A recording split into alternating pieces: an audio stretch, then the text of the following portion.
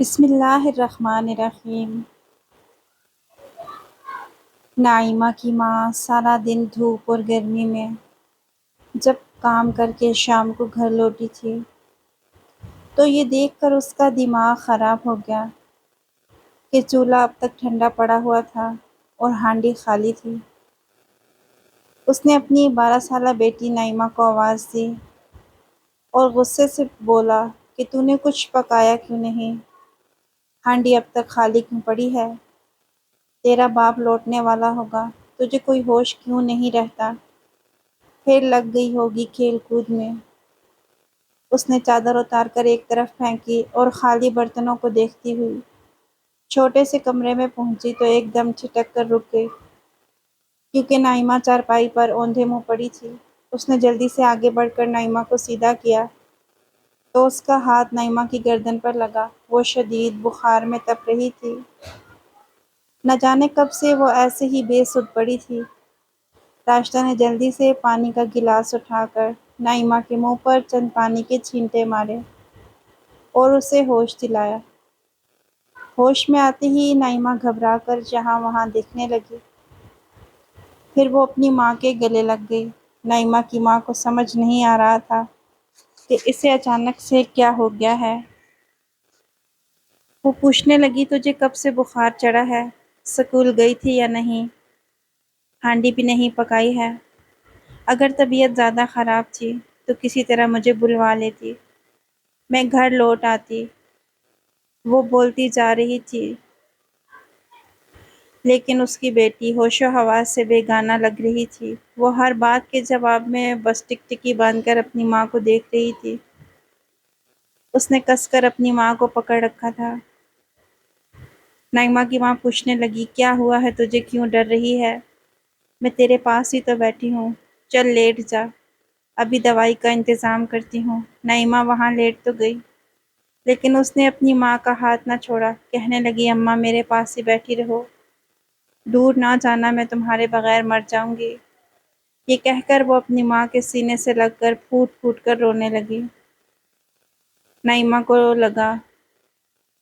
کی ماں کو لگا شاید بیماری کی وجہ سے پریشان ہے، پھر سارا دن گھر میں اکیلے بھی تو رہتی تھی، اس لیے اس نے نائمہ کے سر پر ہاتھ پھیرا اور محبت سے پچکارتے ہوئے کہنے لگی، چل تو کیا ماں سے لاڈ اٹھوا رہی ہے؟ اکلوتی ہونے کا یہ مطلب نہیں ہے کہ میرے سر پہ بیٹھ جاؤ، میں بھی سارا دن کام کر کے لوٹی ہوں، تیرے لیے کچھ دوا لاتی ہوں، کھا پی کر سو جانا، کچھ ہی دنوں بعد تیرے امتحان بھی شروع ہونے والے ہیں، تجھے اچھے نمبروں سے پاس ہونا ہے، جب تو پڑھ لکھ کر ڈاکٹر بنے گی تو ہمارے حالات بھی بدل جائیں گے۔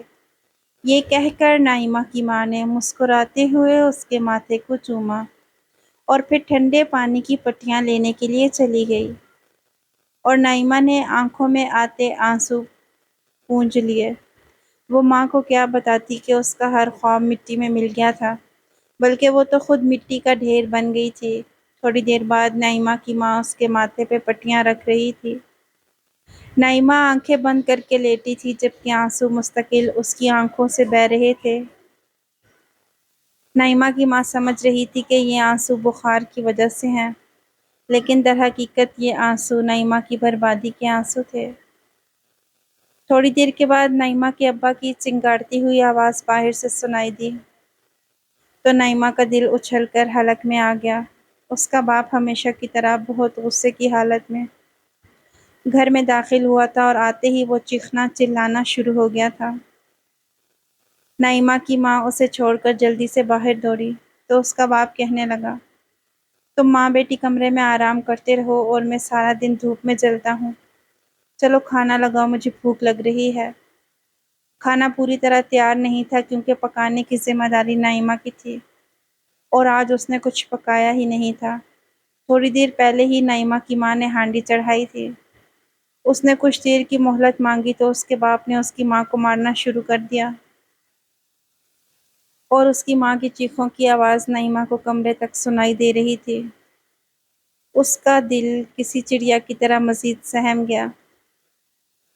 نائمہ کا باپ ایک ظالم آدمی تھا جو سارا دن نوکری کرنے کے بعد جب گھر لوٹتا تو بیوی پر ہر طرح کا ظلم کرتا۔ نعیمہ کو بھی وہ زیادہ پسند نہیں کرتا تھا، کیونکہ نعیمہ کی ماں نے بس ایک ہی بیٹی کو جنم دیا تھا۔ اس کے بعد وہ دوبارہ ماں نہ بن سکی، اس لیے وہ اپنے شوہر کی نظروں میں گناہ گار ہو گئی تھی۔ پھر گھر کے حالات بھی کچھ خاص نہیں تھے، مہنگائی بڑھتی جا رہی تھی، اس لیے نعیمہ کی ماں بھی قریب ہی ایک بھٹے پر کام کرنے لگی۔ دونوں میاں بیوی صبح سے رات تک کام کرتے، اور جب گھر آتے تو نعیمہ کی ماں تھکن سے چور ہوتی، مگر پھر بھی اپنے شوہر کی مار پیٹ کا شکار ہوتی، اور آخر میں وہ سارا غصہ معصوم نعیمہ پر نکال دیتی۔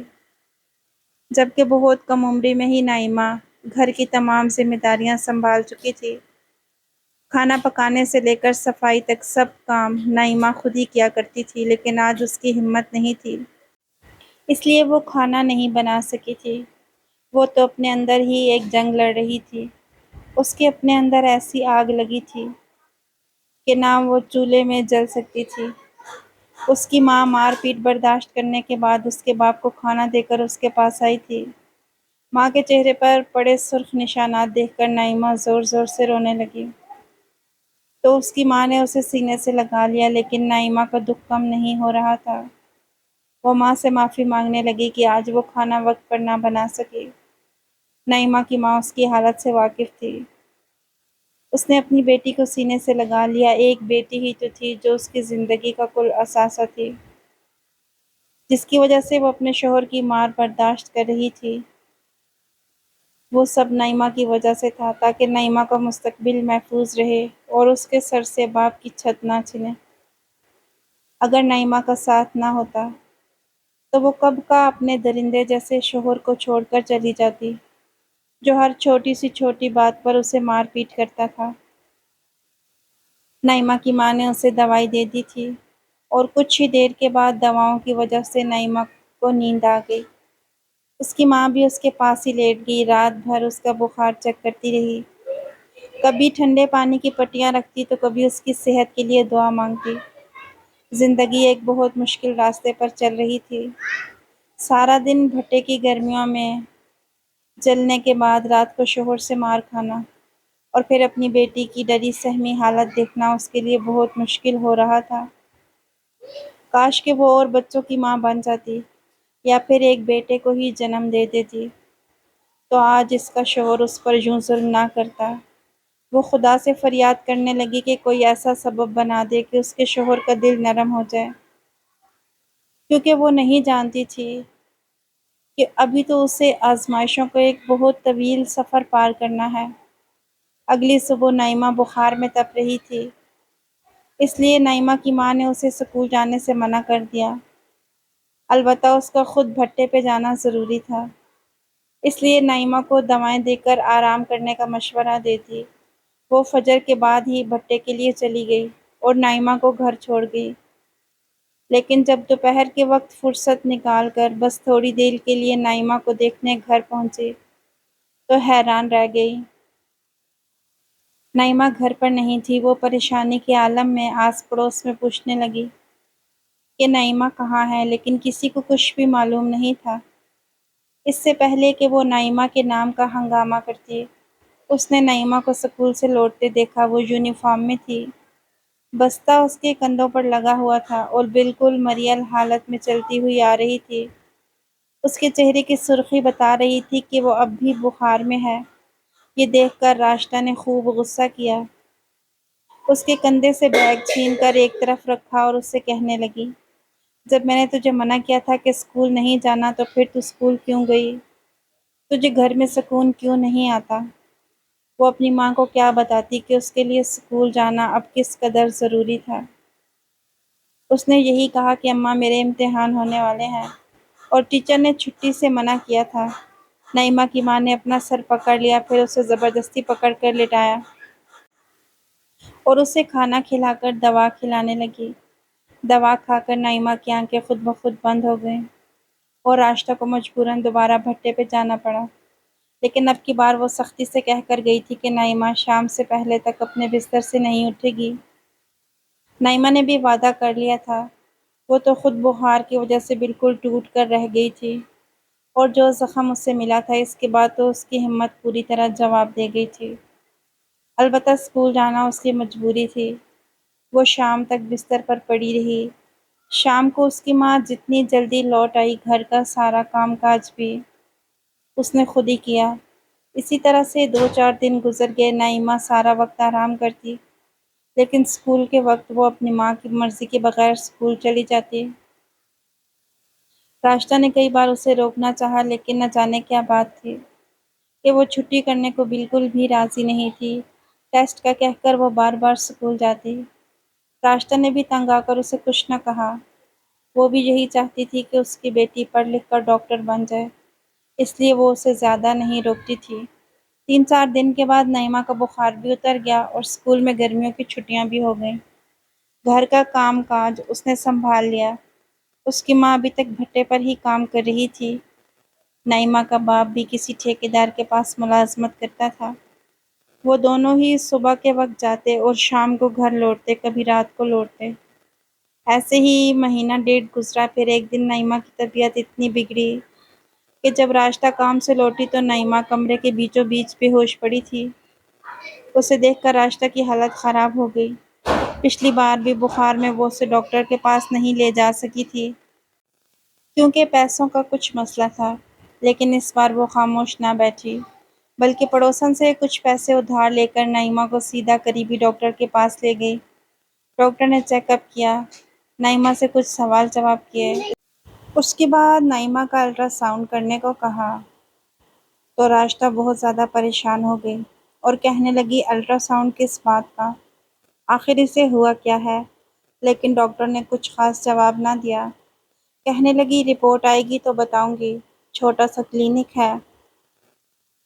اس کے بعد جب الٹرا ساؤنڈ ہوا تو اس کے بارے میں رپورٹ دیکھ کر جو کچھ لیڈی ڈاکٹر نے بتایا وہ سن کر نعیمہ کی ماں کے سر پر آسمان گر پڑا۔ نعیمہ 2 مہینے کی حاملہ تھی۔ یہ سن کر راشدہ کے قدموں تلے سے زمین نکل گئی۔ اس نے غصے سے نعیمہ کو دیکھا اور اسے بالوں سے جکڑ لیا اور پوچھا کہ یہ سب کیا ہے، لیکن نعیمہ نے کوئی جواب نہ دیا۔ وہ اسے سختی سے کہنے لگی لیڈی ڈاکٹر کہ دیکھیں بی بی، یہ میرا کلینک ہے، اس میں تماشا نہ کریں، اپنے گھر میں لے جا کر اپنی بیٹی سے پوچھ گچھ کریں۔ یہ کہہ کر ڈاکٹر نے نعیمہ کی ماں کو باہر نکال دیا۔ راشدہ اپنی بیٹی کو گھسیٹتی ہوئی گھر لے آئی۔ سوچا تھا کہ گھر آ کر اس سے پوچھے گی، لیکن سامنے ہی اس کا شوہر بیٹھا تھا۔ اپنے شوہر کو دیکھ کر راشدہ نے اپنے غصے پہ قابو کیا اور شوہر کو یہی بتایا کہ نعیمہ کی طبیعت خراب تھی، اس لیے وہ اسے ڈاکٹر کے پاس لے گئی تھی اور نعیمہ کو اس کے ابو نے کمرے میں بھیج دیا۔ اگر باپ کو پتہ چلا کہ بیٹی حاملہ ہے تو نہ جانے وہ کیا کرتا۔ ویسے ہی وہ نعیمہ کی پیدائش کے بعد سے لے کر اب تک راشدہ سے ناراض ہی تھا اور نعیمہ سے بھی اس کی کوئی خاص محبت نہیں تھی، اس لیے راشدہ نے اتنا بڑا سچ اس سے چھپا لیا۔ اور جب آدھی رات کو اس کا شوہر گہری نیند سو گیا تو راشدہ نے نعیمہ کو بالوں سے پکڑ لیا اور دبی دبی آواز میں پوچھا کہ کیا معاملہ ہے۔ نعیمہ روتی رہی لیکن اس نے کوئی جواب نہ دیا۔ راشدہ اس کے باپ کی موجودگی میں زیادہ شور شرابہ نہیں کرنا چاہتی تھی، اس لیے خاموش ہو گئی، مگر اس کے دل میں ایک الاؤ جل رہا تھا۔ اسے معلوم نہیں تھا کہ اس کی بیٹی نے اس کی پیٹھ پیچھے کیا کچھ کیا ہے اور یہ سب کچھ کیسے ہو گیا۔ ایک ایک پل اس کے لیے بہت بھاری تھا۔ کسی طرح اسے اگلے دن کی صبح کا انتظار تھا۔ اگلے دن جیسے ہی اس کا شوہر نوکری سے آیا، نوکری پر چلا گیا تو اس نے فوراً گھر کا دروازہ بند کیا اور نعیمہ سے زبردستی سوال جواب شروع کر دیے۔ کافی دیر تک تو نعیمہ ہر بات کے جواب میں آنسو بہاتی رہی، لیکن جب راشدہ نے چھری اٹھا کر اپنی کلائی پہ رکھ لی اور کہا کہ اگر تو نے مجھے ساری حقیقت نہ بتائی تو میں اپنی جان لے لوں گی، تیرا باپ مجھے روز روز مارتا ہی تو ہے، تیری وجہ سے ایک بار ہی میں مر جاؤں گی۔ ماں کی یہ حالت دیکھ کر نعیمہ مجبور ہو گئی اور پھر جو سچ اس نے بتایا وہ سن کر راشدہ بالکل دنگ رہ گئی۔ اس نے سوچا بھی نہیں تھا کہ اس کی بیٹی کے ساتھ اتنا سب کچھ ہو جائے گا اور وہ بے خبر رہے گی۔ اس نے غصے سے نعیمہ کو جھنجھوڑا اور کہا کہ مجھے یہ سب کچھ پہلے کیوں نہیں بتایا، مجھ سے کیوں چھپایا۔ اس وقت اس کی بیٹی نے جو کچھ بتایا وہ اس سے بھی زیادہ چونکا دینے والا تھا۔ راشدہ اسی وقت بیٹی کا ہاتھ پکڑ کر پرنسپل صاحبہ کے گھر پہنچ گئی۔ وہ کچھ ہی دور رہتی تھی، یہ علاقہ زیادہ بڑا نہیں تھا۔ پرنسپل نے انہیں ڈرائنگ روم میں بٹھا دیا۔ پھر تھوڑی دیر کے بعد جب وہ خود آئیں تو راشدہ ان کے قدموں میں گر گئی اور اس نے انہیں ساری بات بتا دی، جسے سن کر پرنسپل حیران رہ گئی۔ اسے بالکل بھی یقین نہیں آ رہا تھا کہ یہ کیسے ممکن ہو سکتا ہے، لیکن جب راشدہ نے نائمہ کی رپورٹ دکھائی تو پرنسپل صاحبہ بہت دیر تک خاموشی سے راشدہ کو دیکھتی رہی اور پھر کہنے لگی کہ ایسے تو میں کسی پر بہتان نہیں باندھ سکتی اور نہ ہی میں کسی کے خلاف کچھ کر سکتی ہوں۔ مجھے اسکول کی CCTV فوٹیج نکلوانی ہوگی۔ کچھ دنوں پہلے ہی ایک سیاستدان کا دورہ تھا۔ انہیں کی آمد کی وجہ سے اسکول میں CCTV کیمراز لگائے گئے تھے اور آج وہ نائمہ کے کام آنے والے تھے۔ پرنسپل صاحبہ نے کلرک سے کہہ کے سارے ریکارڈز منگوائے اور پھر اپنے گھر پر ہی دیکھنے شروع کیے۔ لیکن جیسے جیسے ریکارڈنگ چلتی گئی، نائمہ کی ہر بات سچ ثابت ہوتی چلی گئی۔ پرنسپل صاحبہ تو خود ہکا بکا رہ گئی تھی۔ وہ بہت ہی کم اسکول جایا کرتی تھی اور سرکاری اسکول میں کوئی پوچھ گچھ کرنے والا تو تھا نہیں، اس لیے استاد اور پرنسپل سب ہی اپنی مرضی کے مالک تھے۔ CCTV کیمروں کے بارے میں بہت کم لوگوں کو معلوم تھا اور شاید اسی وجہ سے یہ سب کچھ ریکارڈ ہو سکا تھا۔ جب انہیں یقین ہو گیا کہ نائمہ سچ کہہ رہی ہے تو انہوں نے نائمہ کی والدہ سے کہا کہ پلیز میری آپ سے گزارش ہے کہ آپ اس معاملے میں خاموش ہو جائیں اور آپ کسی سے بھی اس بارے میں کوئی بات نہ کریں، کیونکہ اس طرح سے اسکول کی بدنامی ہوگی۔ چھوٹے علاقوں میں لوگ ویسے ہی اپنے بچوں کو اسکول پڑھانا نہیں چاہتے اور جو بچیاں اسکول آ رہی ہیں ان کے والدین بھی انہیں گھر بٹھا لیں گے۔ راشدہ روتے ہوئے کہنے لگی، اگر گھر بٹھا لیں گے تو اچھا ہے، آپ کے اسکول میں تو بچیوں کے ساتھ یہ سب کچھ ہو رہا ہے، میری بیٹی کی تو زندگی برباد ہو گئی ہے۔ پرنسپل صاحبہ کہنے لگی، میں کوشش کروں گی کہ اس درندے کے خلاف کوئی کارروائی کروں، لیکن بہتر یہ ہے کہ آپ خود کسی کو کچھ نہ کہیں۔ راشدہ کو بھی اپنی بیٹی کی عزت پیاری لگنے لگی، اس لیے اس نے اپنے منہ پر تالا لگا لیا اور اپنی بیٹی کو گھر لے آئی۔ بیٹی کا سچ تو ثابت ہو گیا تھا، لیکن اب اس حمل کے مسئلے کو ختم کرنا تھا، اس لیے اس نے ڈاکٹر سے دوبارہ بات کی، لیکن لیڈی ڈاکٹر بچہ ضائع کروانے کو تیار نہیں تھی۔ زبردستی راشدہ نے خود ہی بہت ساری دوائیاں ٹوٹکے وغیرہ کیے، لیکن تب بھی کچھ نہ ہوا۔ جب حمل کا چھٹا مہینہ شروع ہوا تو راشدہ کے باپ کو خود ہی احساس ہو گیا کہ نائمہ کی حالت میں تبدیلی آ رہی ہے۔ اس نے راشدہ کو سامنے بٹھایا اور جب سب کچھ پوچھا تو اب چھپانے کے لیے کچھ نہیں بچا تھا۔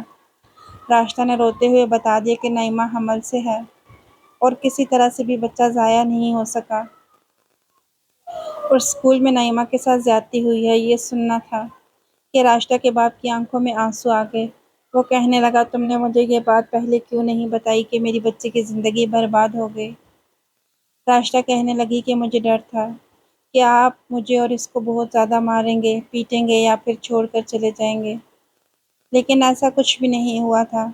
نائمہ کے باپ نے اسے سینے سے لگا لیا اور محبت سے اسے سمجھایا کہ وہ ہر حال میں اپنی بیٹی کا ساتھ دے گا اور راشدہ سے کہا کہ یہ بات انتہائی بھیانک ہے۔ نہ جانے کیسے نائمہ کے باپ کا دل نرم ہو گیا تھا۔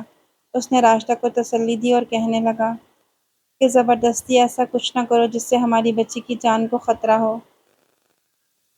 راشدہ کے شوہر نے اس کی نوکری ختم کروا کے اسے نائمہ کے ساتھ گھر میں چھوڑ دیا تھا۔